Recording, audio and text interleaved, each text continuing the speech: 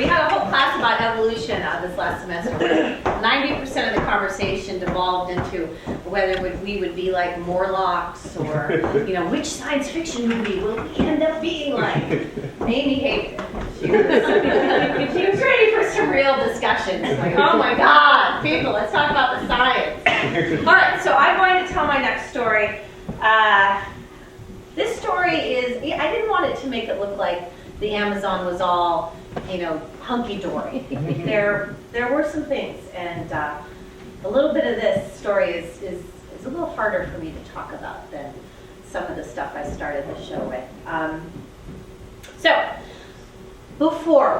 To understand this, let's start. Before I was in the Amazon, we had a semester of class where we were challenged to come up with an action that we could do and invite our community to participate in, right? So I thought, ooh, I'm tired of using plastic water bottles, right? What a waste those are. Mm-hmm. So I'm going to create the Great Tap Water Challenge. I'm super smart. It's going to be awesome. And I put it on Facebook, and I invited all my friends to participate. And 40 of my friends all agreed to join me for a 3-month trial of living plastic water bottle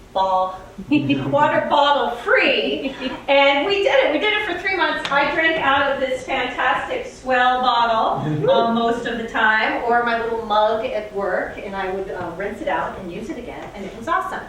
I had decided on plastic as sort of my call to action. In class, we have read so much about all the different ways plastic is damaging society. And I think the worst thing about plastic is that we actually don't need some of it. We think we do, we've gotten used to it, but then we actually don't. Remember when Big Macs used to come in those big giant styrofoam plastic boxes? They didn't need to be in those boxes. They're back in the paper boxes. No one cried over it, right? So I felt the same way about plastic bottles. I remember reading this one statistic about ocean animals and how much plastic ends up in them. It's just astonishing. We all have seen pictures of birds with 6-pack rings around their wings, or maybe a turtle with a plastic bag on its neck. But what we don't know so much is that a lot of animals are found with plastic inside their bodies. That they've actually eaten bits of plastic and it's in there and it can kill them.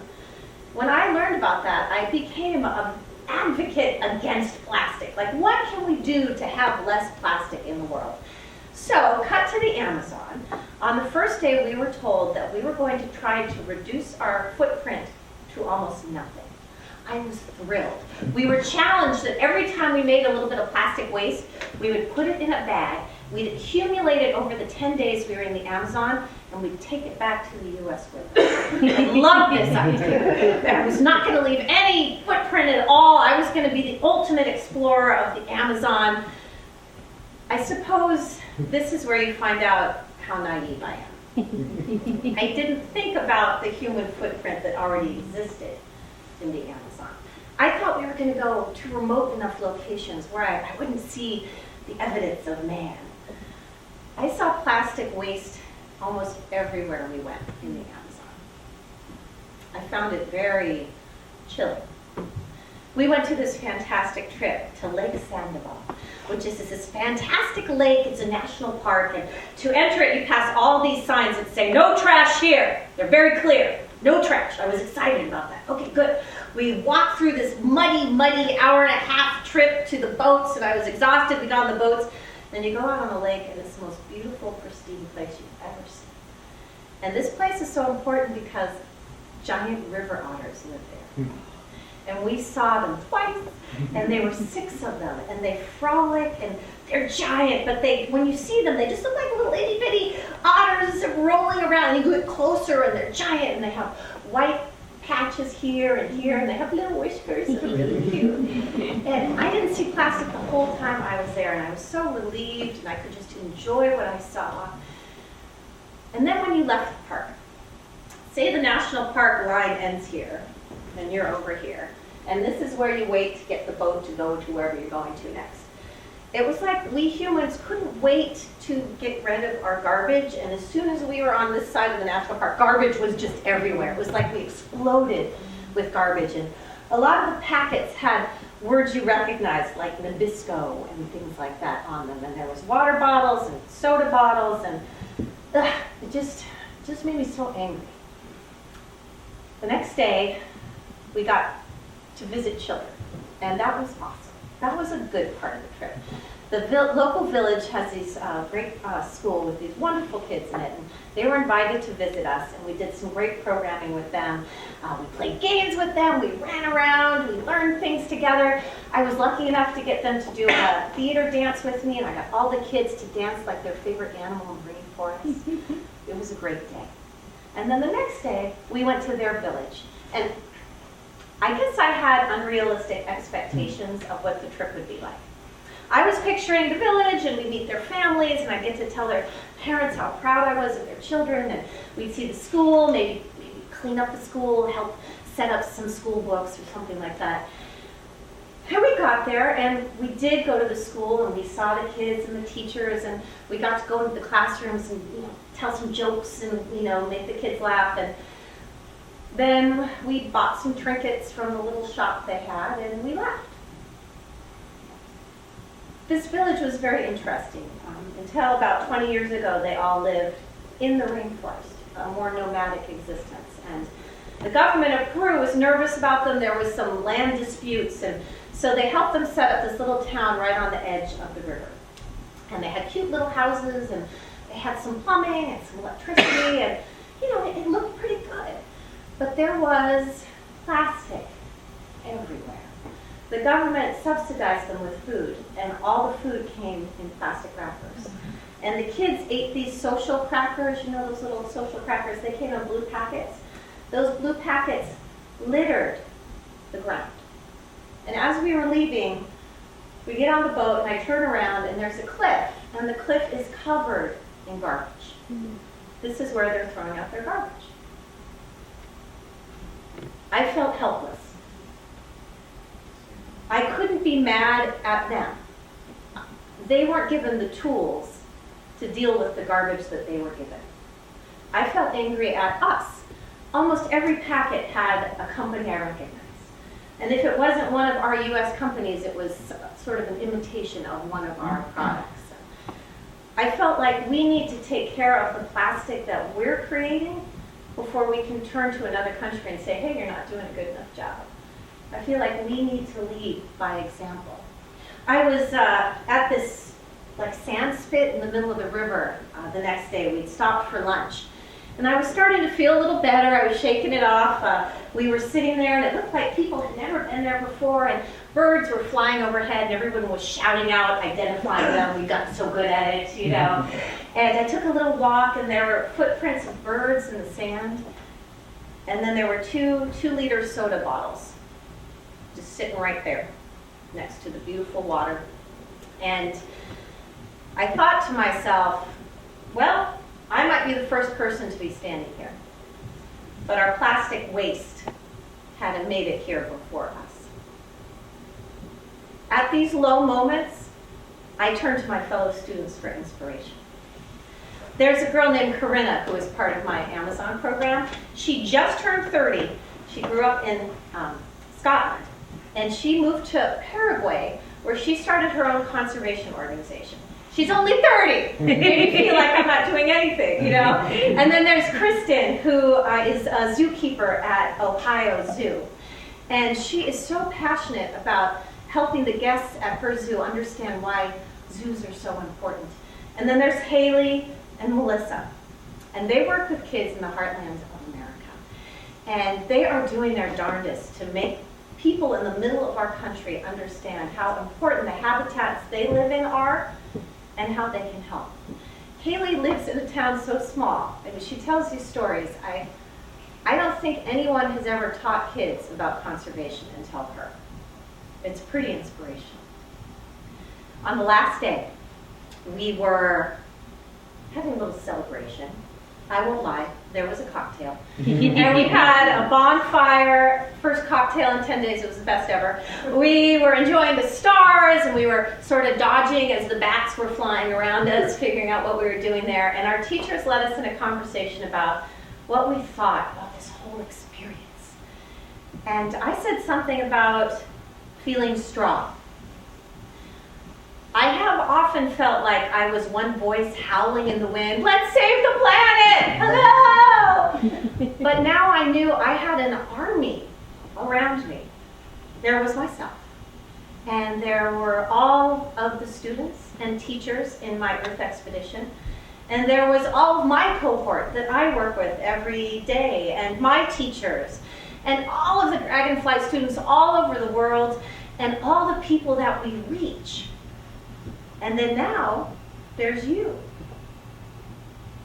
Together, we can save the world. Thank you.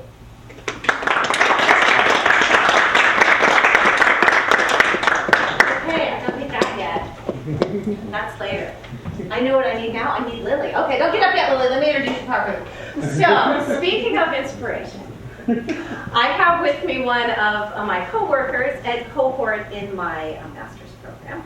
And she loves birds and knows everything about birds. And whenever we get confused, we always check in with her. And she has something that she advocates as part of her master's program. And she's going to share it with us right now. Welcome, Lily!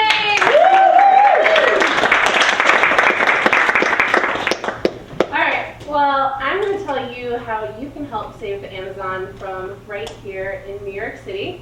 As Bricken said, I do love birds. And I've been studying them and studying conservation for quite some time now. And one thing that's always had me troubled is that our bird populations in this country have been in serious decline. Probably over about a third of different species have, in the last 40 years, declined pretty drastically. A couple over 70%, like the olive-sided flycatcher and the cerulean warbler. And one thing they've noticed is that a lot of these birds are what we call neotropical migrants, which means they spend their summers up here where we can all watch them, and then they fly down to Central and South America in the wintertime. And birds are what we call indicator species. So if something's going on with the birds, they're like frogs. There's probably a problem. And we know that there's a high rate of deforestation in the Amazon. And at the same time, the population's booming, right? There's like over 7 billion people on the planet right now. And we've been thinking about nature, like we should take ourselves out of nature, but nature and humans are one, and we're going to coexist. And I love sustainable initiatives that put humans in the equation, and consumer choices are one of those great things. So I started talking about bird-friendly coffee, and it's a certification started by the Smithsonian Institute, and anything you want to know about bird-friendly coffee, you can go to their website. It's great. It's the Migratory Bird Center. And basically, bird-friendly coffee, you've heard of sustainable palm oil maybe. Has anybody, who drinks coffee here? Can't see anybody, but Yeah. a few people, yeah. Almost everyone is raising their hand. Absolutely. Who's heard of organic coffee? Who's Most heard of fair trade coffee? Everybody. What about shade-grown coffee? Yeah, I know. A little less. A little less. Bird-friendly? Ooh. So, Just bird-friendly. our teacher. And bird-friendly sounds a lot better than shade-grown coffee, right? You've got this megafauna, you're like, yes, let's save the birds. And basically what the certification has done is it certifies plots or farms and plantations down in the neotropics, including the Amazon, that are at a certain standard of growth as far as how they grow their coffee.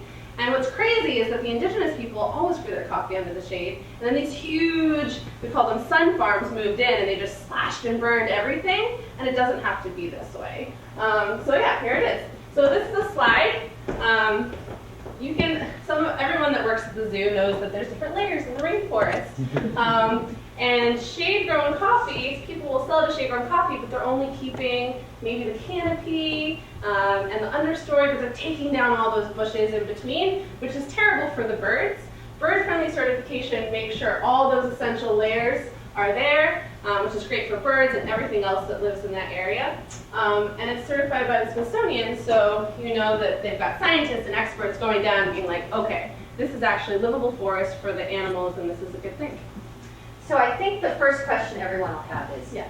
does it taste funny? I actually don't drink coffee, but I believe, Michael, you've had it, right? Excellent. It's really good, yeah. excellent, yeah. I think it tastes just as good as any other coffee. In fact, some people have said it tastes better, Yeah, because it's kind of just the classic, again, these beans are supposed to be grown under the shade, so it's the thing. Cool. Would you like to help me pick someone in the audience to receive a free prize? Okay. As long as it's not Charles, like he gets money. You can pick someone from your own family. Okay. So what we have is a little trial size of Scarlet Tanager dark roast bird friendly coffee. Who wants it more than anything? Raise your hand.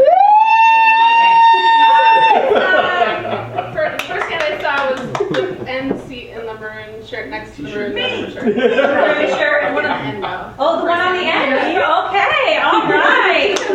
Maureen, you have one. Your very own bird-friendly, ultra-special coffee. Woo! And you can buy the coffee online. Cornell has, it's called Birds and Beans. So if you Google Birds and Beans, you can buy the coffee. And they even at their website have a letter you can bring into your local barista and say, hey, this is this organization. I'd really like to start selling it. And if everybody does that, then everybody starts. And we have a couple, on the little bar area, we have a couple brochures if some of you would like to pick one later. And at the end of the show, I'm going to talk about actions that we can all do. And one of our actions is indeed buying bird-friendly coffee. So that might be something you'd like to do if you're a lover of coffee and birds. Thank you so much, Lily.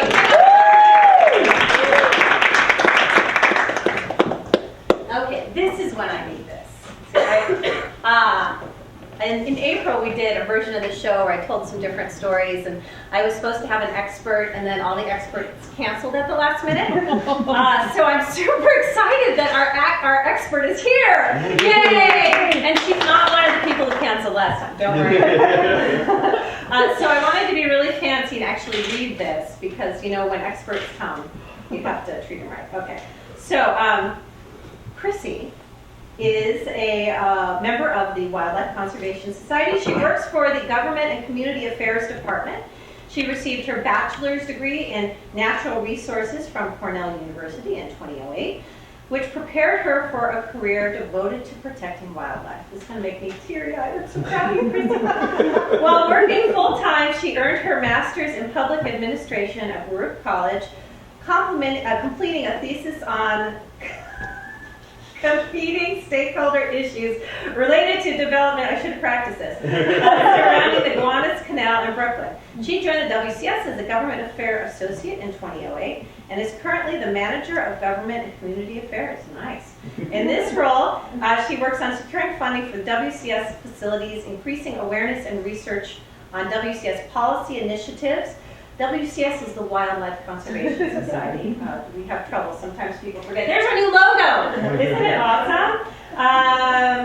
Partnering with local community groups to help them gain access to WCS facilities and managing department operations. Her most recent efforts have revolved around wildlife trade, particularly banning the sale of ivory in the U.S. and beyond, as well as eliminating microbeads from household consumer products. Chrissy is a new transplant to Astoria. We're sorry. Welcome, Chrissy. Yeah, meet all the other people from Astoria in the audience. And she enjoys playing soccer and doing embroidery projects. Ooh, very nice. All right, so Chrissy's going to come on up. Give her a round of applause.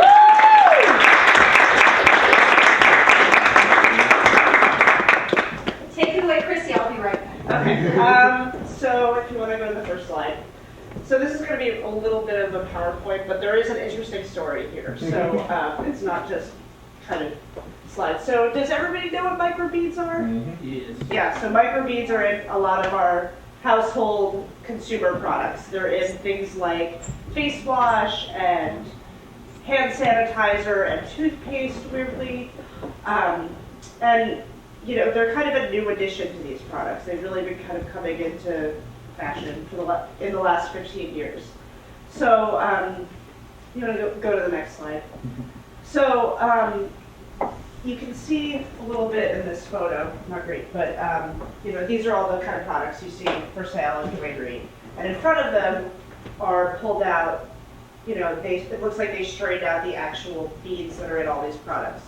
So microbeads were introduced as an exfoliant, and they, you know, because so in face wash, things like that, they were introduced as an exfoliant because they're cheap to make. They could make a whole bunch of tiny plastic fragments and pack them into these products, and you're getting probably 7/8 of what you normally would in a product. So you're wash your face with these things, rinse them down the drain, forget about it, and buy a new product. And in the case of toothpaste, you know, I really don't know why they're in toothpaste because they don't do anything. They're really for aesthetic purposes. So when you squeeze out toothpaste on your toothbrush, you see like little glittery dots, which is a weird thing. So, you know, people have been using these for the last 15 years. Use them on your face, use them in your mouth, wash down the drain. The problem is these microbeads are so small, they're less than a millimeter or smaller even, that they're going through our wastewater treatment plants and just directly into our waterways. So a lot of scientists have begun looking at this in conjunction with other plastic pollution. So we have one scientist in particular who's really been working on this upstate at one of the SUNYs, and she was doing studies of the Great Lakes and doing, you know, plastic holes in the water. And they started to find that there was all these perfectly spherical little fragments in everything they were pulling out. So like 20% of the plastic pollution they were pulling out were starting to be these little perfectly spherical fragments. And they started to look at them, you know, a lot of these chemists, and they are finding that they're so small and there's so many of them. I think just in New York State last year, there were 19 tons of them were, you know, going into our waterways. So when they're in the water, they attract kind of the chemicals around them that are already in the water, things like DDT and PCBs, and they sit on the bottom of, you know, a lake bed or stream, or float at the top, and fish and birds and amphibians start to eat them. So, you know, what happens? They bioaccumulate up the food chain. So a small fish will eat one, a bigger fish will eat that fish, and other fish that have eaten them. So they are making their way up the food chain. So this is not a good thing. And, you know, again, this is something that's come about in the past 15 years, and for a lot of people it kind of seems like an easy fix. Let's just get rid of these things, there's alternatives. And companies actually kind of started doing that. Some of the bigger companies like Johnson & Johnson and Unilever and all these big companies started talking about phasing out these microbeads. Now, while they were doing that, they also kind of talked about,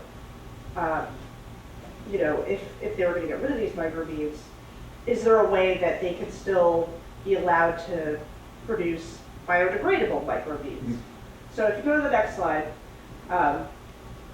states started passing bans to deal with these microbeads, which is a really good thing. So, you know, across the country, California, Colorado, Maine, but some of these bans allowed for biodegradable microbeads. Now, there's some types of plastics that biodegrade. We can think of some plastic utensils that are made of, you know, some kind of corn product that eventually they may biodegrade. But that's in a lot of sunlight, in really high temperature situations. These microbeads are going down through the drainage systems and into waterways, so they're never going to go anywhere. So these companies started saying, you know, leave an exemption in there in these laws so that, you know, we can eventually, you know, if we do figure out how to make really good biodegradable plastic, that you know, maybe we can sort of keep these things going. So that was starting to happen, that these states were passing these laws, which seemed really good, but they weren't really totally tackling the issue. So 2 years ago, if you go to the next slide, New York State started becoming interested in this. So New York State introduced a bill in the assembly, it was a really strong bill. Passed the whole assembly, 139-1.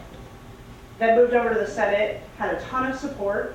In the Senate, you only need 32 votes. They had 37 votes in the bag.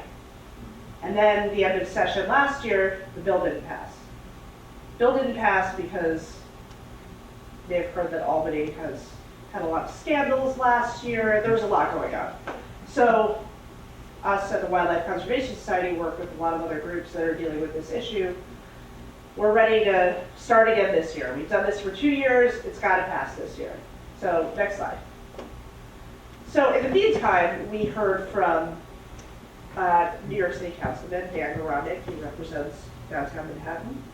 And he had been talking with the New York State Attorney General's office, and he said, we want to do something in New York City. So we said, that's great, we can get some local New York City orgs on board.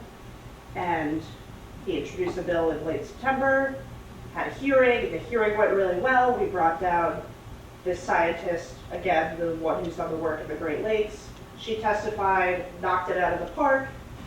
So we're waiting. A lot of the council members are signing on as co-sponsors. So things are sort of dragging a little bit. They had said we expect it to pass by the end of the year. It's late December, kind of nothing's going on. Next slide. And then this happens. So the federal microbead ban came out 2 years ago, introduced by Senator Gillibrand, New York. And you know, this was introduced last year, kind of didn't really go anywhere. It was out there this year. And, you know, we were starting to hear in our office down in Washington that it was starting to get picked up. Nobody really had it on their radar. A few groups were talking about it. And then all of a sudden, it passed the House. And then like 3 weeks later, it passed the Senate. And then if you go to the next slide, Obama signed it into law. And, you know, so the next slide shows, if you go to the next slide, the Times wrote about it. You know, we were totally caught off guard. And we reached out to other non-governmental environmental groups, and they were caught off guard. And I think this is the only piece of legislation that's actually done this. And they say in this article, it's the strangely charmed life of the Microbead Free Waters Act. You know, at some point, it passed the House, went to the Senate, slowed down in the Senate because Rand Paul wanted to read more about it before he let it go through, but then it passed the Senate. And so it's just this really kind of curious story of, you know, it had, you know, there's probably a lot of reasons why it passed so easily, but ultimately it's a really great win. It's kind of what we would consider the first win in really dealing recently with these plastic pollution issues. It's a pretty easy one. You know, industry was starting to get on board anyway, but it's a really strong bill. I mean, even what we would have passed in the Senate, you know, wasn't as strong as what's been passed. So this is going to go into effect, I think, in a year and a half in 2017, January 2017. So go to the next slide. So what comes next? Everybody kind of asks, you know, if you look around in your bathroom, you'll find microbeads. And you find them because they have polyethylene or polypropylene. They're just plastic polymers that are in these things. So I started looking around my shower and I was finding microbeads. And a lot of Crest toothpaste has microbeads. So people ask what to do with them, because obviously you don't want to pour them down the drain, that's the issue. So you can either send them back to an environmental organization. You can send them back to the doctor up in SUNY Fredonia who's working on this issue. I think she has a whole separate room full of everything people have sent back to her. You can send them back to the manufacturer, or you can strain them out if you're so inclined and throw them out. And you know, as the kind of premier scientist working on this right now, she said, you know, it's not great that they end up in a landfill, but if that's what it comes down to, it's better that they end up in a landfill rather than water. So that's where we're at with microbeads. I think the final slide here will kind of say, if you go to the next slide, just the last one. Yeah, so so this is just the start as far as plastic pollution. You know, I think the next big issue that a lot of cities and municipalities are trying to tackle are plastic bags, and it's a huge problem in New York City. You can see them in all of the trees. It's really depressing. And you know, other plastic issues. That microbeads aren't the only microplastics that are getting into waters. You know, when this scientist was telling us about the work she was doing, where they trawl the Great Lakes, you think of plastic bags as floating in the water forever, but they don't. You know, once they get into water systems, they totally get shredded and break down. So you're not really finding full plastic bags in a lot of places. You're finding these itty bitty bits plastic bags along with microbeads and other things. So I think those are the next big issues that you're going to start to hear a lot about. And those are kind of the next things that are on our radar as far as tackling locally and in New York City, New York State, and beyond. Cool. First, let's celebrate with a round of applause for. It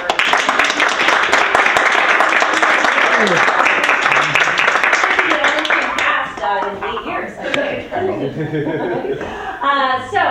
My first question is, for those of you, almost everyone works for the zoo. For the 3 of you who don't work for the zoo, we've been doing this other campaign called the 96 Elephant Campaign, which is about reducing and turning to zero the amount of ivory that goes out into the world, right?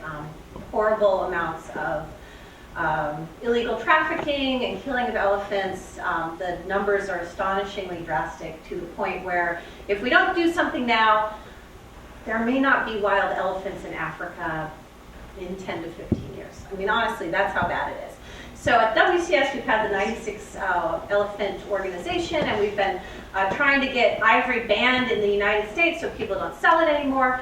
And has it gone as well as the microbead issue? Well, I think it's something that actually has gone well. It has, yes. So, We've had some success. Tell us about some of the success. So, 2014, we banned the sale of ivory in New York and New Jersey. And again, like legislation on the state level does not happen fast. And that bill was introduced in January and passed in June. And I think the exciting thing about that is a lot of us here were actually like hands-on getting signatures for that. Yeah. And so it's neat to actually do it and then it happened. Yeah. That was really exciting. And the reasoning there is that there are some protections in place on the federal level as far as import, as far as bringing ivory into the country. And what's happening now, the new, they call the federal 4D rule, is they're trying to strengthen that. And that's taking a long time because that's through the U.S. Fish and Wildlife Service Agency. So there's a lot more opportunities for things to happen. And with that law, there's been time for public comment where people, hundreds of thousands of people, have sent in comments about what they think of the new proposed regulations, why they agree, why they disagree. So that final rule should be coming out next month. That will be the final federal decision. Whoa, that's exciting. Yeah, so, but U.S. Fish and Wildlife Service asked us to still pass bans on the state level because it deals with what's happening in states. So people already have stockpiles of ivory, you can't cross state lines with them necessarily, you can't sell them elsewhere, but you can still sell them in New York State, in California, things like that. So that was to deal with what's happening in states. So that's still an issue. And a lot of the state laws are going to end up being stronger than the federal laws just because they're going to have a harder time. That's awesome. Yeah. And I know did we get another one? Did we get California? Did that pass? California in September, Washington State in November, there was a ballot initiative, and now we're going for Hawaii, which is the biggest market now that New York and California are closed. That's great. Awesome.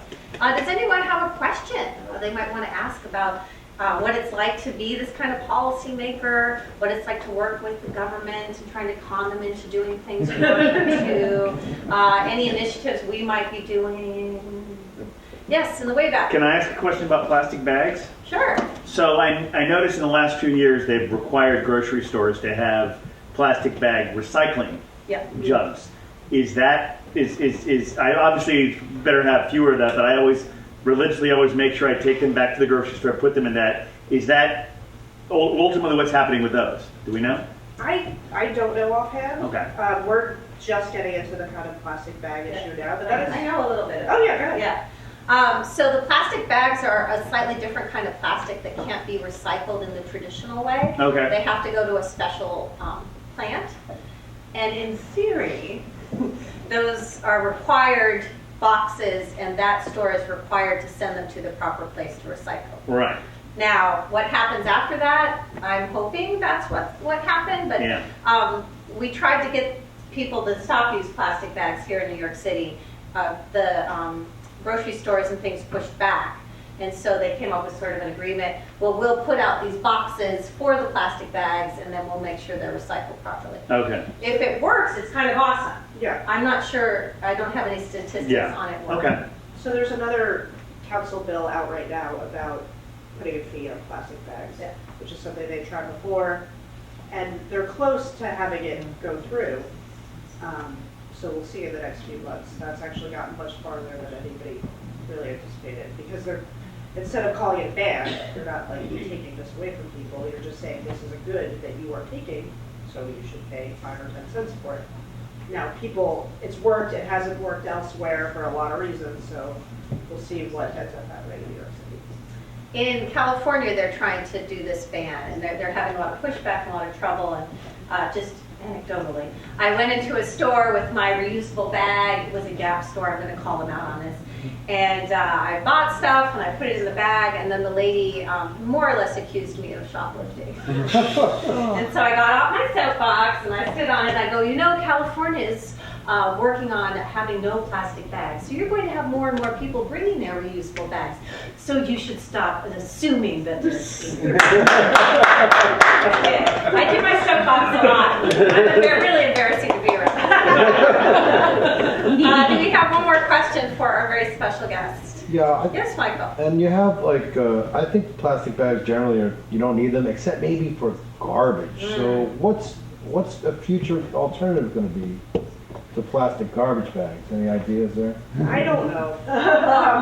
To be honest, I think the big issue in this city is that every bodega, every grocery store you go into, you come out with 10 plastic bags. I think that's the first step. I think it's just got to be And they give little bags off in the little bag, totally liquor used stores, ones. everything, everything. Yeah, where can you put that wine-shaped plastic bag ever again? You know, except for more wine bottles. Yeah. Maybe biodegradable. My Yeah. dog food bags are biodegradable. Yeah, I'm curious about the I'm suspicious a little bit of the biodegradable, but at least it's better, right? It's better than nothing. I feel like a good thing they do in California. My mom lives in California. This is my is they have these garbage bags that don't need garbage pails that don't need garbage bags. So you've got your green one, your raw food one, and I don't know what the third one is. Probably plastics. And you actually don't need the plastic bag. You just can put the stuff right in there. Now, does anyone use it that way? My mom doesn't. She still has all her plastic bags and then puts them inside the thing that doesn't need the plastic bag. But that's another good step forward, is finding ways where you can just skip that kind of middleman garbage bag. Paper bags. Yeah, paper bags are lovely. I know that there's a funny picture circulating my office where the mice chewed through a plastic bag, so I don't know. But let's give Chrissy a big round of applause. And now, to finish off the show, I have something for you guys to think about.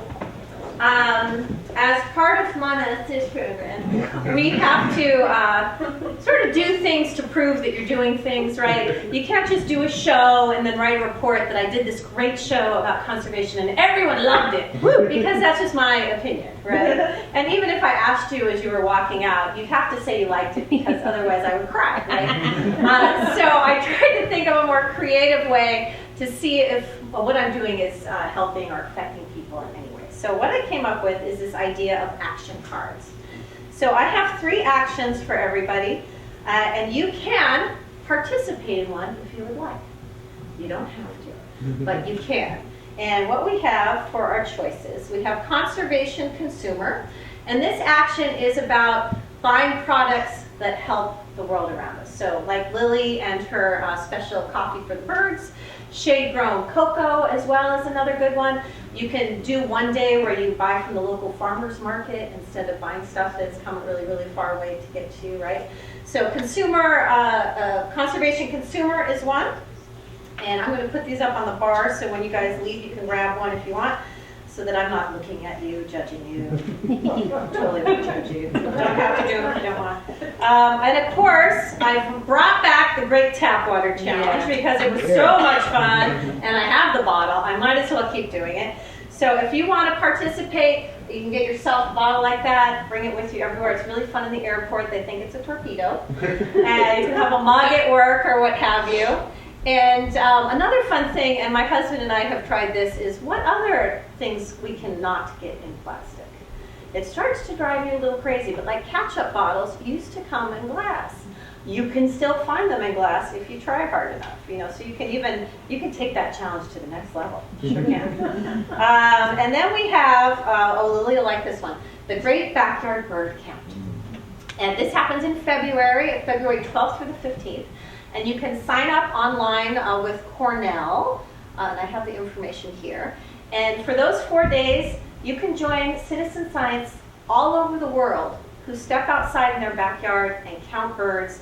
Everybody puts the birds that they've seen on the website, and then scientists can look for trends in bird health, not just in your backyard, but around the whole world. It's really exciting. I did it last year. It was about 4 degrees, and it was still awesome. So I recommend it. And what I've done is I've created a Facebook sort of invitation for all of these.